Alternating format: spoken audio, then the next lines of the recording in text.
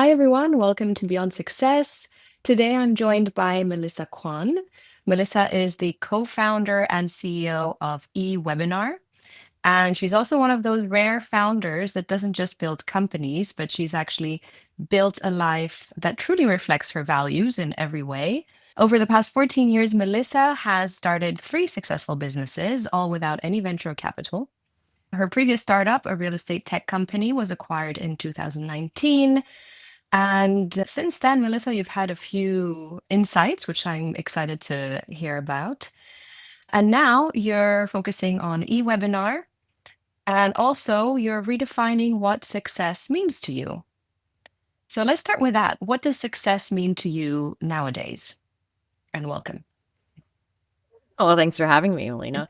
I think that's kind of an ever changing process, especially with the lives that we live, where we Mm. try to balance a lot of fun and also a lot of work. Sometimes it goes too much in each direction, but for me, I think today success means to feel successful and happy with what you do every day. I think founders are notorious for being super hard on ourselves. And, I wrote about this recently where, I kind of took a year hiatus, just like took it easy a bit in my work. And coming back, I mean, my immediate reaction was, I'm not doing enough, right? Because the to do list is so long, or I let this business slide too much. Mhm. But the truth is, because I took a back seat in the last year, I hadn't really been doing anything. So the moment I started doing something, I'm like, oh, it's not enough. So I catch myself in those moments and I just breathe and I evaluate, okay, why do I feel that way? And why isn't what I do every day enough? Because it is, right? Because there's only so many hours in a day, so much energy that you can put in where you still want to do the other things that matter in life, Mhm. right? Like seeing your friends or chilling or having time on your own. So I think where I want to get to and aspire to is just feeling okay and happy and successful with the effort that I put in every day while understanding that great changes are actually made up of small things. You also mentioned, which I really liked in one of your recent blog posts, the power of self love. How has that been as a value for you recently? What have you learned from that? And how has that affected different aspects of your life? Yeah, I think self love is an interesting concept, right? Because everybody talks about it like you should just know what it is. Yeah. And I'll say that not coming from that world of like mental health and spirituality before, I've asked people, well, what do you mean by that? Like, what is self love? And no one's been really able to define it or articulate it in a way that I fully understand. Hmm. If you were to ask me, 6 months ago before I went to my first self development retreat called Hoffman, like, do you love yourself? I mean, I would say, yeah, of course. I treat myself well. I have a good partner. I have lots of friends. I eat well. I exercise. I have a company. I'm happy with my life. Like, of course, I love myself. But it's going through that process of the self development that I learned that I didn't have self love because I abandoned myself a lot. So I Hmm. learned about what self love was by realizing that I didn't have it. Hmm. So I realized that self love is not just treating yourself well, right, on a kind of a basic level, Hmm. um, but it's also not abandoning your values, right? I Hmm. realize that I do a lot of things for people, but sometimes it comes from fear and not really from love. And what does that mean, right? Like, I want to give you this or I want to do you this favor because I'm afraid that you'll judge me for not doing that, Hmm. right? You'll judge me for not letting you stay at my place or you won't be my friend anymore. So I'll give you this. But in the end, I resent it because I'm not speaking my truth. So by learning that, I now know how to take a step back and ask myself, okay, do I want to do this thing? And whether it's in my personal life or my work life, it's the same thing. Do I give that customer what they want because I'm afraid that they'll leave? Hmm. Or is it the right thing to do for my business and the team and the rest of my customers? Right. So I think that's how it's impacted like my daily life is really paying attention to what I want honestly, and does that align with my truth? And does that come from a place of love or fear? Hmm. I think it also has a lot to do with what you were saying before, this voice that a lot of us have. I don't think it's only a founder's issue, although it might be more prominent there. This voice that I'm not doing enough and I should be doing more, because success is very much measured by numbers and output in that world. And so maybe it's also a little bit about loving that voice and not hating that inner critic or that inner judge, and understanding where it's coming from and how it's trying to protect us. Yeah, I mean, it's also the inner voice of like, I'm not doing enough. And the whole self-love thing is like closely tied, Hmm. right? I just had a founder leave me a voicemail that says, well, I got this deal yesterday. I'm really happy. And I'm trying to tell myself that it's hard work and not just luck, Mm. right? We diminish a lot of the things that we do because we don't think we're good enough to get them. Hmm. So when something comes our way, we're like, oh, we're just so lucky. Mm. I mean, lucky is a perspective, right? True. But if Yeah. you, if Because it, you can you create can, your luck as well. yeah, you can say, yes, this was so lucky it came my way, but I really worked hard for this for 10 years. Hmm. And recognizing that is also self-love, right? And then feeling energized by that, because on one hand, if you say, oh, I only got this because I'm so lucky, you're diminishing all the years of hard work. And that's, for me, that's a form of self-abandonment. That's a form of not loving yourself, right? Loving yourself, I think, also means like to be able to celebrate those wins and just own your success. Right? I think in our culture too, like we're not encouraged to brag about ourselves, Oh, right? that's a And that's huge why, thing like, in Sweden. yeah, and especially like, for sure in Europe, right? Well, not in You Greece. know, In Greece, you have to brag. like I just heard this thing by Simon Sinek, like on Instagram. Like he said something about like the people that he realizes he can call when he has a win, like Hmm. when he feels successful, that will celebrate it with him. That group, that subset of people are much smaller than the Mm. people that he could call when something bad happens. Mm.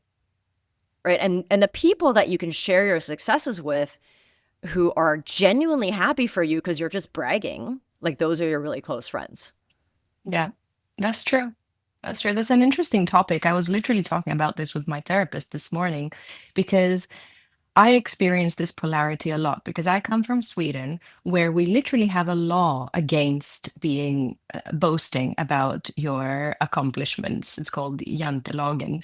So you have to speak through your work, and you have to always be humble. It's like an unspoken law in Sweden. And then in Greece, you have the opposite. We have this saying that whatever you state, you are. So, so it's two That's very, very opposite. polar opposites. Yeah. But it's interesting, because I think, as most things, it's a balance of, sometimes, like you say, acknowledge when you've actually put in the work and give yourself a pat on the back and celebrate. I think celebrating is something that, speaking for myself at least, we need to do more of. And also, but don't fly too high up in the sky as well, and keep your feet on the ground. So I think it's somewhere in between. Absolutely. And so you mentioned that you don't come from a place where um, self-love was a big thing. What can you tell us about how you grew up that would help us understand better who you are as a person? Yeah, that's interesting. So I grew up, I mean, the first 10 years of my life, I was in Hong Kong and then immigrated to Canada. But culturally, there's also kind of a polarity, but I think culturally, I was not encouraged to express myself.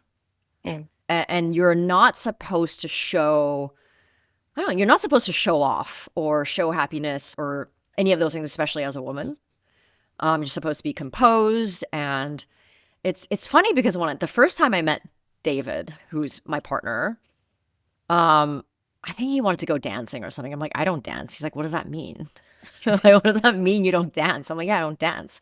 But it's one of those things that it's very telling about a culture, is like, yeah, we're supposed to be very composed, right? But you're also supposed to show off materialistically. Mm. So you don't talk about yourself, but you're judged by the things that you have, right? Like what watch you have or what shoes you have or where you live or what car you drive. So it's almost like a polarity, I guess, of its own. And it's also not celebrated to be an entrepreneur. That's a bad thing. Like you Oh. should be a professional, Mm. like something that your parents can be really proud of telling their friends, like a doctor or a banker or an engineer, like something like that. So that's where I grew up. For years, that I had my own business. My family didn't really understand it because they are not entrepreneurs. My mom was a housewife. My dad just worked in the same company for over 40 years. So they just wanted us to have a good life, my brother and I. So they thought that I started a business to escape responsibility because that's what they understood. And they would ask me things like, if you were successful, why don't you have any money? Mhm. So they were thinking that I wasn't taking my life seriously. And Mhm. it's really hard to explain that to someone who's never built their own business. Like they never once thought, well, you don't have any money because you are taking your life seriously. Because Like you're because you investing didn't, it. yeah, because you didn't give up and go have a job. Like I could have done that because I Yeah. was in my 20s, early 30s. I could have been, well, but that was kind of the fallback, right? I thought in my worst case scenario, I could still go get a job and make more money than I'm making today. So I should just keep going. Mm. But on the other side, my family was like, well, why can't you just get a real job? So that was a discouraging environment to be in. Yeah. How did you navigate that? When you build a company, there are so many forces already that are against you. All right. There are so many people that don't understand why you're doing that.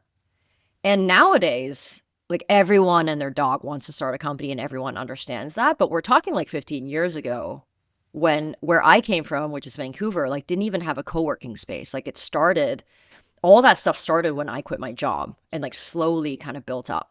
And then that's when like Y Combinator and 500 startups, all that stuff like started to become really popular. Mhm. But it didn't happen until like 2, 3 years, kind of like after I quit my job. So there were also a lot of friends that around me that didn't fully understand my decision, especially because I was not in a startup city. Mhm. And so there's a lot of not like negative talk, but like people, like no one's doing this by intention. Everyone's kind of projecting what they understand. Because most people just go and get a job and then that's like their white picket fence life. So when you're in an environment where everybody chooses to climb the corporate ladder and get their first mortgage, second mortgage, first car, second car, and you're 30 and you still don't know where your next paycheck is coming from, and you're skipping all of the weddings, right? All of the bridal parties and all the trips, but you're taking the business trip, and then people get mad at you for that because why are you spending money on that and not coming to my wedding? Like that was happening a lot. So there one side there was like my friends and my social life, and then on the other side that was like my parents saying, "Why don't you get a job?" So the only way to navigate that was just to first stop sharing what I was doing with the people who didn't fully understand, Mhm. and then physically put myself in a place to be surrounded by people who do understand. And that Mhm. was one of the reasons why I started traveling to New York. So I started traveling there like months at a time just to be around people that were doing what I was doing. So even though I didn't really have any friends there, I was surrounded by people who are like minded. Mhm. And the city that you choose is not just the home that you wake up in, right? It's also your entire community, it's the vibe, it's the energy. So that's one. But I also had to stop talking to my parents for a while because they were just super discouraging. Mhm. And trust me, like I know I'm not doing well. Like I see it every day and I wake up with it and I dream it. So for me to stay motivated, I needed to do what I needed to do. And I don't recommend it, but that was the only way that I could stay like somewhat positive was just to create an environment where I don't keep hearing these things until I was seeing some success again. Mhm. And then a lot of that kind of goes away. But yeah, I would say like, in the beginning, like few years, it was super hard. Did you eventually let them back in, your parents or other friends that you had to distance yourself from a little bit? I mean, I think friendships evolve, right? I started my first company at 27 Mhm. and, I'm now 42, and friendships evolve because you're at different stages of your life, you're physically apart, right? I've since moved to a few different places and I started nomading a few years ago and now we travel a lot and now the friends that we have are like global, Yeah. right? And as your life changes, your friendships have to also change. And I had to learn that longevity doesn't equal connection. Mm. And friendships are bound by like depth and connection. Yeah. And those you find as you go through different stages of your life. I think about the friends I had in university, and it sucks that, there's a few friends that we were super close and we're not anymore, but it is what it is, right? There's a few people in my past life where we stay connected, like I stay connected with once in a while, but they're not like people that I see every couple months. Mhm. As with my parents, yeah, I mean, I eventually, because they're my parents, I had to, kind of ease them back into my life, but I no longer talked about my work with them. Mhm. And they stopped worrying about me because I stopped being so broke. But to give you an indication of like how little they understood what I was doing, when I sold my last company, I was so excited to finally share that news Mhm. with my parents because it'd been like 8 years. And instead of like a congratulations, my dad was like, "So exactly how much money are you going to have in your bank account?" Mhm. Like, and that's how little he understood it. And it doesn't come from, being superficial. It's just his way of saying, like, tell me I don't have to worry about you. Yeah. Because that's what he was worried about. Yeah, and I guess when you start to see it like that, it's much easier to accept it.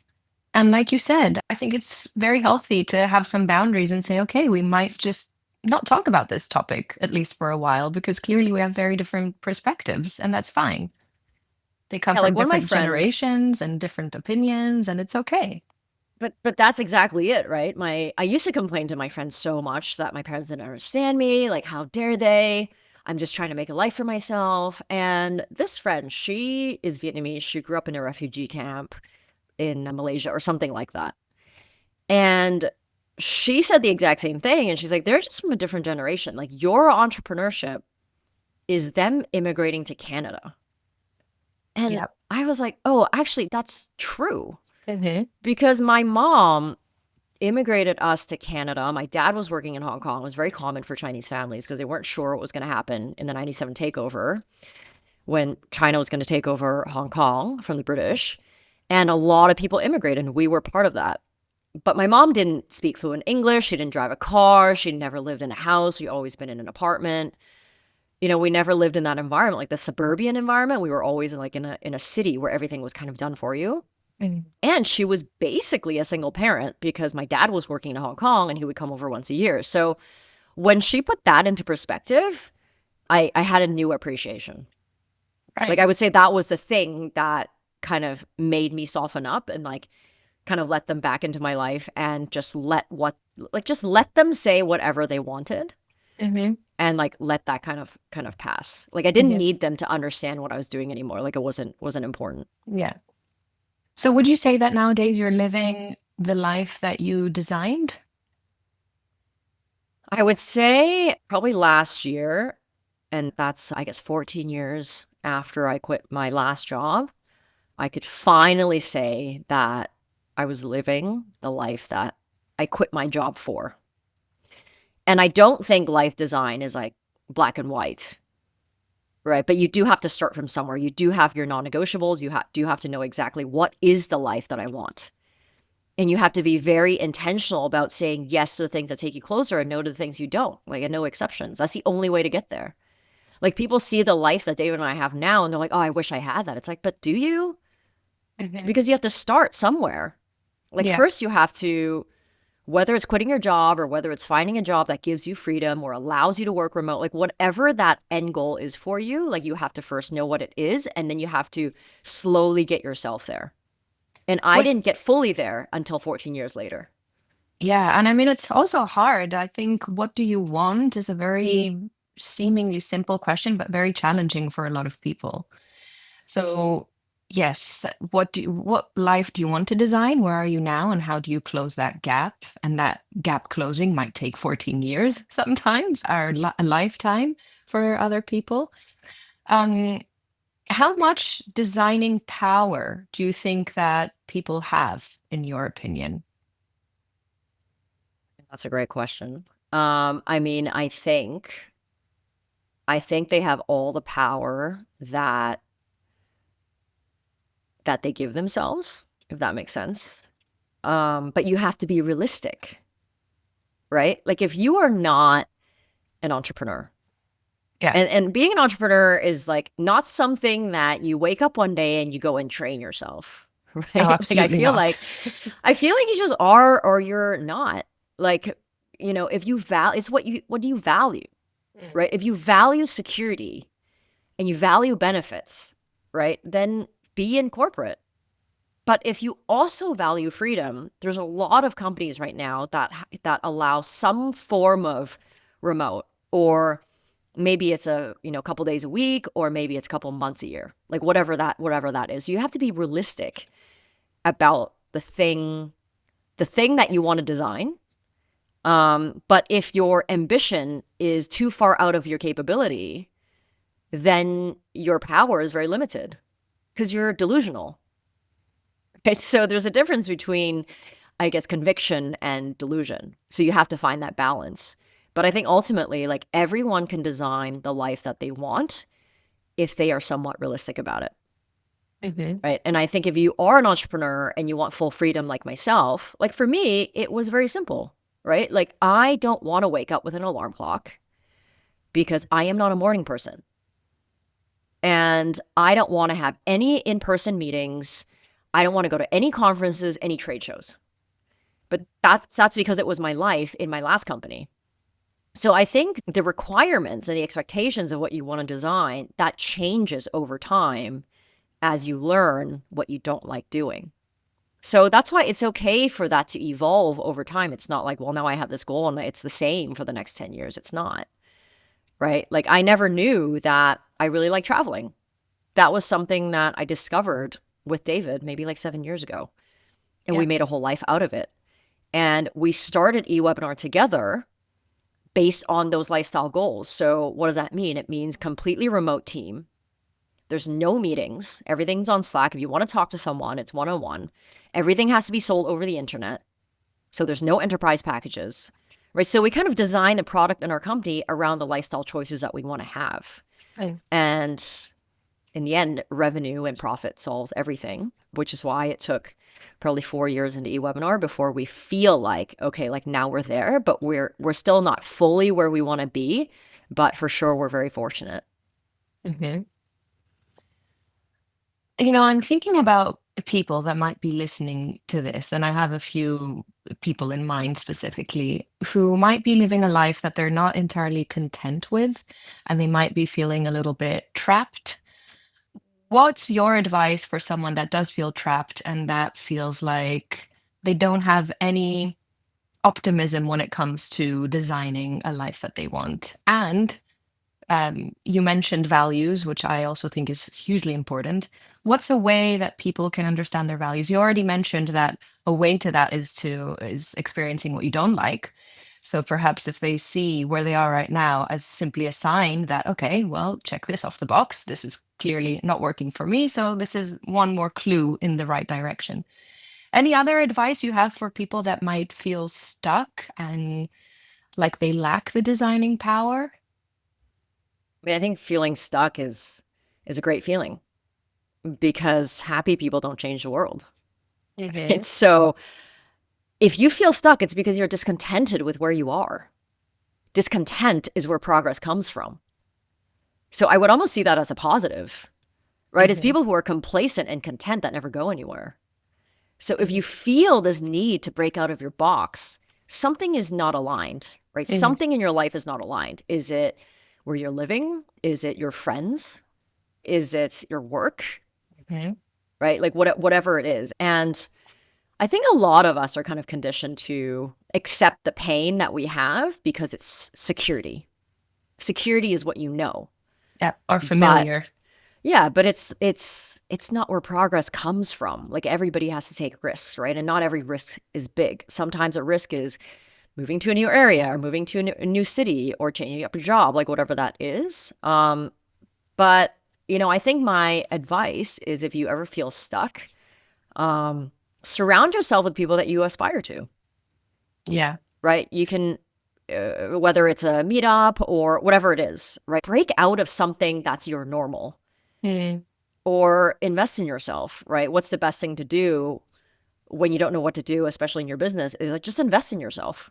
Like that's kind of what I was doing because I was feeling so stuck in my own work, like that I didn't really know what to do. So I just look for things to make myself better.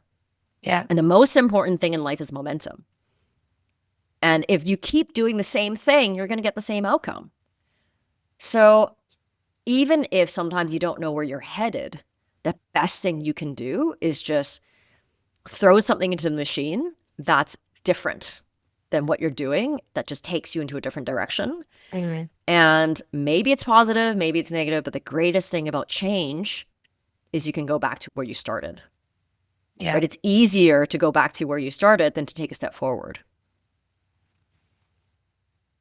I really like that. Yeah. Try something different. Surround yourself with the right people, which is very important as well. And I do think that a lot of people don't realize that they actually have the ability to do this.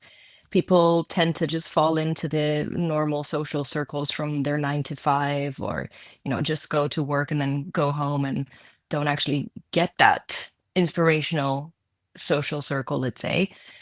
And I'll add also that the mindset has to shift from a victim mindset to an agency mindset, that I actually have the power, the responsibility, and the agency here, and that I'm not just a victim of my circumstances, because that's also a familiar pain, like you mentioned. It's sort of a comforting pain to see yourself as, well, these are the cards I'm dealt, so I'm just stuck here. Yeah, I think we've all been there. But that is, like you said, it's just a lie that we tell ourselves. Mm. And we have the ability to tell ourselves differently. And maybe we fake it till we faith it. We have faith till we make it. I like that. No, I like that. Um, and so let's talk values a little bit. What are the values you live by now? You've already spoken about you don't want to wake up with an alarm, and you love freedom. You've discovered you love traveling. What other values do you live by nowadays, and how have they evolved over the past years for you?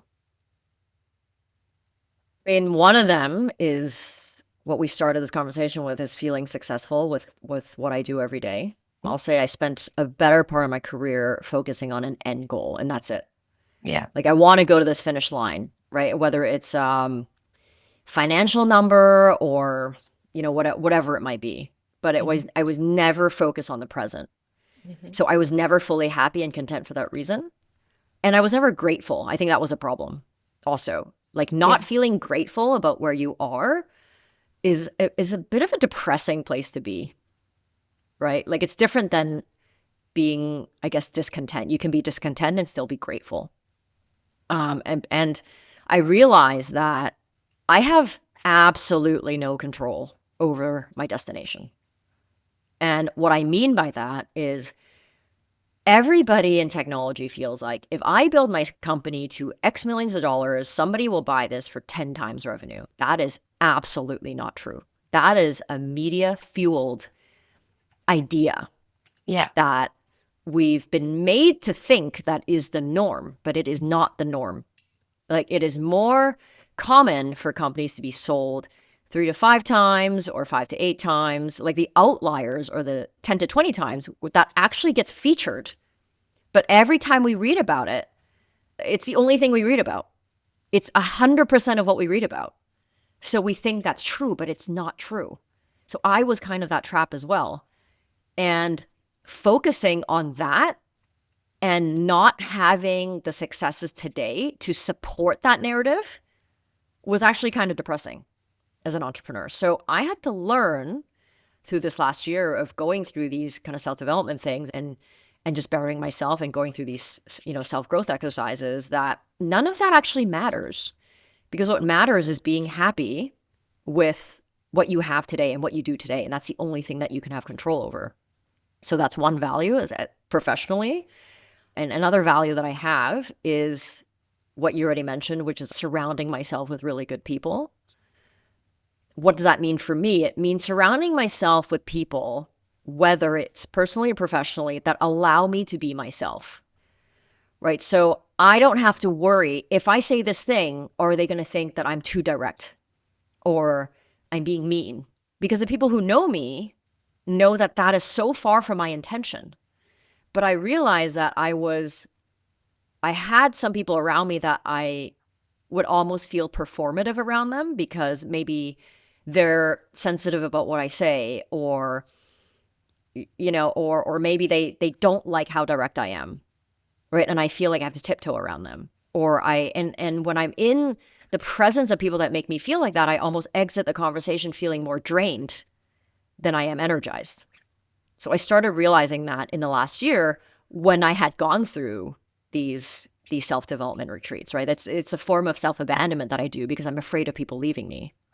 So now it's really about not surrounding myself with quantities of people, but really curating my people that energize me, that lift me up, that make me feel like I can be myself. So I think that's a huge value of mine that I'm trying to work towards. Mm-hmm.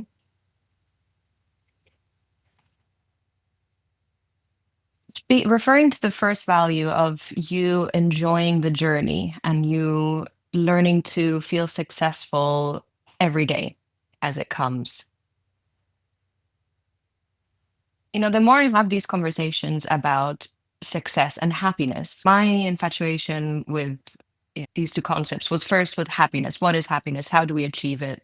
Which is kind of like success, I guess. Even regardless of those impossible mathematical numbers that you quoted before, the millions, it's also the idea that, okay, say I do sell my company for 10 million. I have this idea that when I do that, I'll be happy. So I guess everyone's end goal is happiness at the end of the day. Or, yeah, so whenever I have these conversations, it always seems to come back to this notion of enjoying the journey and not worrying or trying to control the destination.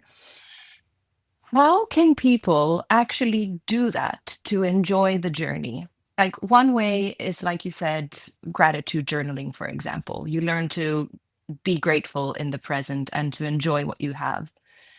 What are some other ideas of practical ways that you can learn to start enjoying the journey whilst also having a vision for the future? Because if you're too happy in the now, you become complacent and then you don't have a vision. If you're too much in the future and you only have a vision, you're anxious and you forget about the now. So, how do you find that enjoyment of the journey whilst also keeping your eye on the compass, let's say, which is your values, taking you to your destination of the island of happiness? Well, I found, or at least, like what we mentioned about being an entrepreneur is not something you become. Like it's just who you are. It's how Mhm. you're programmed. And I think every entrepreneur, they are an entrepreneur because they don't take their eye off the ball. Like, I think just because you're grateful for what you have today doesn't mean that you don't keep moving forward. It's moving forward that gives us joy. It's Mhm. winning that deal, right? It's getting to that next milestone. It's getting to that sale or winning that new customer, like whatever it is. Like, we Mhm. want to keep going, Mhm. right?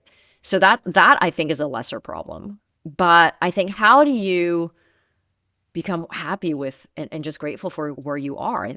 Honestly, I think it's just a decision. It's a perspective. It's an attitude, Mhm. right? Whatever it takes to change your attitude, right? It could be gratitude journaling, which I know a lot of people do. And it's so simple. It's like, write down 3 things that you're that you're grateful for today. It's so simple.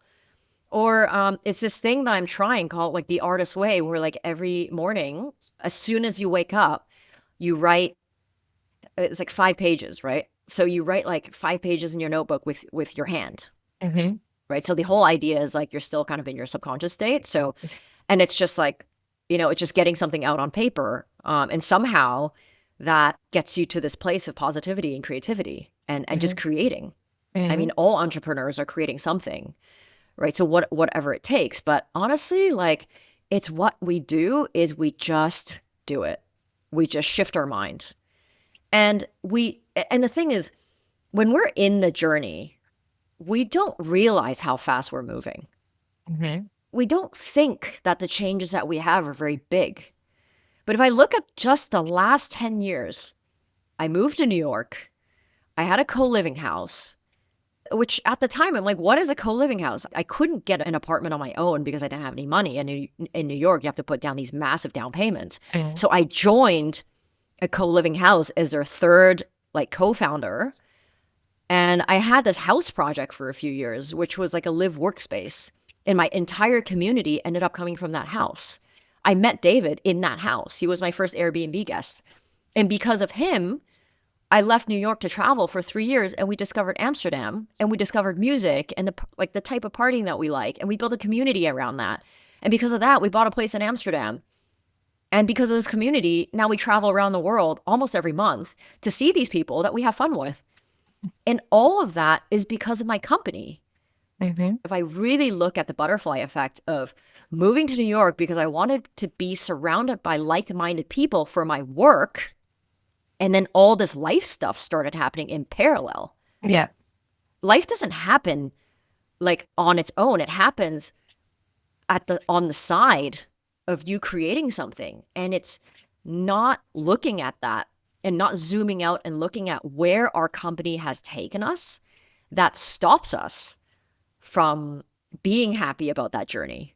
But I bet you every single one of us, if we look back at the X number of years that we've been building this, I guarantee that we've also been building ourselves and our lives along the way. And it's celebrating that and not forgetting that I think can give us a lot of joy that we're not paying attention to. Would you change anything from the past years? Would you have done everything differently if you could go back? I mean, so many things, but unfortunately, that's just not what we can do. I mean, the first thing I would do is put all my money in Bitcoin so I wouldn't have to work again. Tell me about it. Right? Yeah, exactly. I was talking to a guy yesterday, a designer that designed the first version of eWebinar. He said at some point he had thousands of Bitcoin and it was all lost. Like, it was like the Wild Wild West. And then it was all lost in this crypto wallet thing. Like, back then there was no 2FA, there's no security. He could be sitting on like $500 million right now. Unfortunately, he's not. But a lot of those stories. Do you know the story of the guy who bought 2 pizzas for like thousands of Bitcoins, or thousands of dollars? I know. I lose like a few things in investment and I kick myself over, but I hear these stories and they kind of make me feel better. Yeah. But yeah, like there's a lot of things I would do different. I would probably not start my first 2 companies. I may not start the company I'm working on now, knowing what I know. But the truth is, like, the grass is always greener on the other side. Right. And another thing, speaking of how do we feel happy and successful about where we are, is also understanding that we just have to honor our path. Like, this is our path. Right. And they always say, like, comparison is a thief of joy. But of course, I'm going to compare myself to all the other more successful, smarter friends that I have. But the truth is, that's not my path. Like, this is my path. And just trusting the process and reminding yourself that, like, this is just where you are, I think also helps. Okay. So, final question. What's something that you've learned over the past few years that no book, no podcast, no Hoffman process could have taught you? Oh my gosh. That's a hard one. I think I would say that your life partner is a huge part of your success. And nobody tells you that. Over the years, I've seen a lot of partnerships and marriages fall apart because one partner doesn't fully understand the sacrifices that being a founder has to make. It wears down that partnership over time. And it's unfortunate that it does. I'm very fortunate that I started my first business when I was 27. when I didn't have any dependents. I never wanted kids anyway, so that helps. But I can't imagine having dependents, having kids, and maybe even having a mortgage, right? I didn't have a mortgage at the time.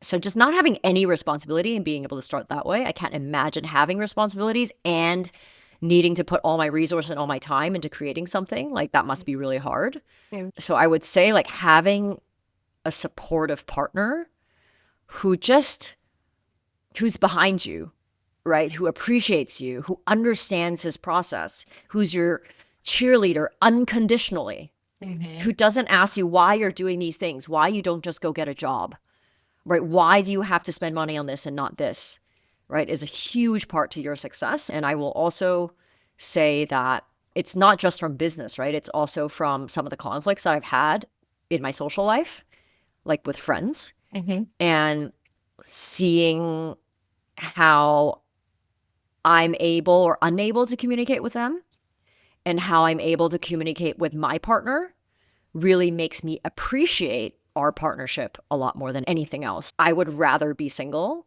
than to be with someone that doesn't fully support my life choices, especially when it comes to building a company. I couldn't agree with you more on that one. And I do feel like I've always believed this, but also having a partner where I see what a different support and communication and having someone by your side makes. I also agree it's something that through experience you really get it and you really see the value of that. So yeah, it's important to choose wisely. I mean, David almost believes in me more than myself, Yeah. right? He'll be like, why don't you just do that? I'm like, what do you mean I can't do that? He's like, but why not? But he's also just Exactly. like the eternal optimist, right? But it takes someone like that to be like, yeah, why can't I do that? I think I can. Hmm. Like Absolutely. I mean, I was just having this discussion with a friend last week, and it's around like the greatest form of love is not just to love someone, it's to love someone so much that it empowers them to believe in themselves, to love themselves. Like, Yep. and I think that's a beautiful thing if you can find that. Yep. Aren't we lucky that we have? Yes, I would have to say that. Melissa, thank you so much for joining me today. I've really enjoyed this conversation. Thank you for sharing your wisdom and your stories. And yeah, talk to you soon again. Thanks so much. Take care, everyone. Bye bye.